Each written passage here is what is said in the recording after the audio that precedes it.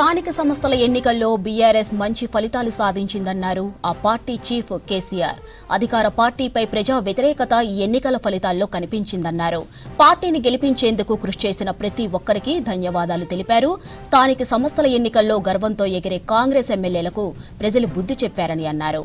కాంగ్రెస్ ప్రభుత్వం వచ్చిన 2 ఏళ్లలో ఒక్క కొత్త పాలసీ తేలేదని విమర్శించారు కేసీఆర్. తీసుకువచ్చిన పాలసీ అంతా రియల్ ఎస్టేట్కు సంబంధించిందే అయినా రాష్ట్రంలో ప్రజల ఆస్తుల విలువ పూర్తిగా తగ్గిందన్నారు కేసీఆర్.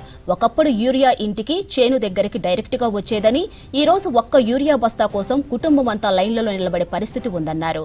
కాంగ్రెస్ ప్రభుత్వం కొత్తగా ఒక్క పథకం ప్రకటించకపోగా ఉన్న వాటిని ఆపేసిందని అన్నారు బీఆర్ఎస్ చీఫ్. స్థానిక సంస్థల ఎన్నికల్లో బీఆర్ఎస్ మంచి ఫలితాలు సాధించిందన్నారు ఆ పార్టీ చీఫ్ కేసీఆర్. అధికార పార్టీపై ప్రజా వ్యతిరేకత ఈ ఎన్నికల ఫలితాల్లో కనిపించిందన్నారు. పార్టీని గెలిపించేందుకు కృషి చేసిన ప్రతి ఒక్కరికి ధన్యవాదాలు తెలిపారు. స్థానిక సంస్థల ఎన్నికల్లో గర్వంతో ఎగిరే కాంగ్రెస్ ఎమ్మెల్యేలకు ప్రజలు బుద్ధి చెప్పారని అన్నారు. కాంగ్రెస్ ప్రభుత్వం వచ్చిన 2 ఏళ్లలో ఒక్క కొత్త పాలసీ తేలేదని విమర్శించారు కేసీఆర్.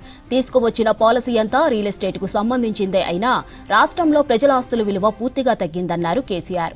ఒకప్పుడు యూరియా ఇంటికి చేను దగ్గరకు డైరెక్ట్గా వచ్చేదని, ఈ రోజు ఒక్క యూరియా బస్తా కోసం కుటుంబం అంతా లైన్లలో నిలబడే పరిస్థితి ఉందన్నారు. ఇక కాంగ్రెస్ ప్రభుత్వం కొత్తగా ఒక్క పథకం ప్రకటించకపోగా ఉన్న వాటిని ఆపేసిందని అన్నారు బీఆర్ఎస్ చీఫ్.